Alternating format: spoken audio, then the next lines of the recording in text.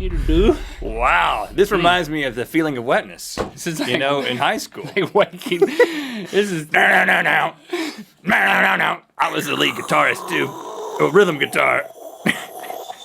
Okay, could you let go of my ear now? Oh no, it's just you. Sorry, I thought you were a cup of coffee. Yeah, it happens all the time.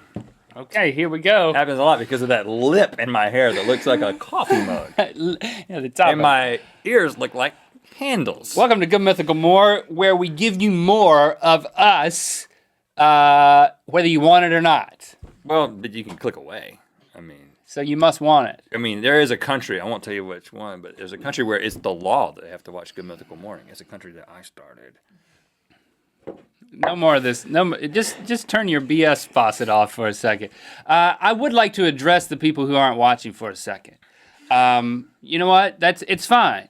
If you have better things to do than to watch this right now, I'm not going to hold that against you. How are they going to hear this? We're still friends, though, right? We're still friends. Okay, yeah, I bought a car. So how much of this? Pretty awesome.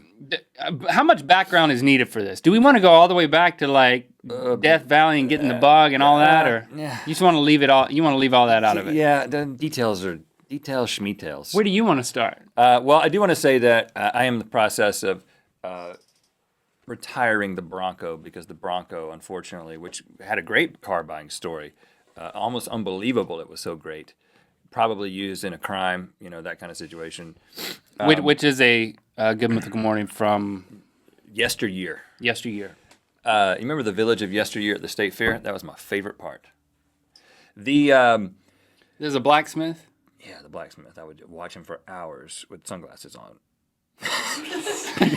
Because you wanted to be cool about it. Look at that cool guy watching the blacksmith for hours. You can't look directly at a blacksmith. He must be a star. You can't look directly into the eyes of a blacksmith without sunglasses. Yeah, he's not a welder. You think he's a welder? You're not supposed to look directly at any part of a sword. Heated steel? Yeah, heated element. Anyway, the Bronco is very unreliable. It's which that was another episode of Good Mythical Morning was the Bronco getting stuck at the top of a mountain. Right. The key issue, hitting a hammer. Lots of things have happened. My kids are scared to ride with me in the Bronco because it stopped on the highway, and that's a very disconcerting thing to happen in Los Angeles. It didn't happen it didn't happen technically on the freeway, like one of the major roads. It happened like on Venice. We're never going to get to the real story, are we? So anyway. So I was like, I got to get a new car. I did get one with some off-road capabilities so we can go and have off-road adventures, but it's a business car too. And because it can carry stuff, I got to get places in this job. And remote. Okay. Yeah, we might. We might have a remote shoot at some point. We're gonna have to. Yeah, now, we got to now to justify it. So. It's an FJ Cruiser. You can tell them that. Yeah. I go into it's used. I'm not buying new vehicles around here. You never finance a depreciating asset. Another little rule for you there. A little rule part of my country that I'm starting. Never make eye contact with a blacksmith. And never finance a depreciating asset. Okay. So I go into the dealership and a guy. There's First a guy. of all, you rode your bike there, right? No, you rode your bike. No. I thought about riding my bike because it's relatively close to my house, and I was like, well, I got to drive a car there, and then I'm going to buy a car. And how would you drive two cars back? I thought about driving both cars at the same time. One like Van Damme doing a split, 2 lanes. It can be done, but I didn't do that. I got the guy from the guy who helped us out. I don't want to use his name because he is the point of the story. He drove me back home, but an interesting thing. Let's call him Boris. Okay, Boris. An interesting thing happened. It was Boris's 5th day on the job. Great guy. I think this might have been his first sale, but you could kind of tell that first of all, he comes from an entertainment background. I think he worked in a rodeo, like as a rodeo clown. That's not an entertainment background. He came from an entertainment background, meaning he was a rodeo clown. No, he was on a Mexican television show, I think on Univision. Okay, yeah, where he played like a crazy rodeo guy, I think. So he wasn't a rodeo clown. He just played one on a telenovela. And then something went down. Something bad went down that involved like a picture of a naked lady on television with hairy armpits. He kind of told me the whole thing, and he was like, anyway, I got fired from that. He says, but they're still using all the footage because I was with him for all these years and stuff. And I was like, this is fascinating learning about Boris and his story here. But great Naked guy. woman with hairy armpits. We do the negotiation thing, which I'm horrible at, by the way. We go back and forth like 4 or 5 times, and I kind of end up paying, almost what they're asking. Well, I should apologize. I abandoned you. You did. You were like, I got to go hang with my family.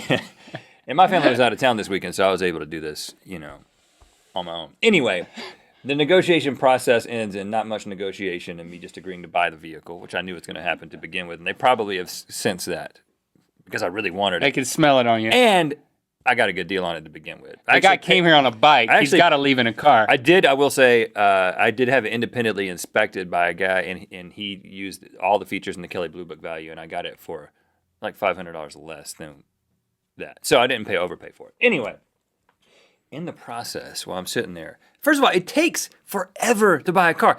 Back in the day, in yesteryear. Why does it take so long? That's why I bailed on you. I was I don't want to be there. I was there all afternoon. It's just like, what happened to, I want that car. Here's how much money I'm going to give it for you. Let's shake hands, and I'm out the door. What? Give it for you. Give it for you, yes. Who said that? Me? Wow. Okay, but that happened. There was an initial back and forth, and there was this is how much, give it to you.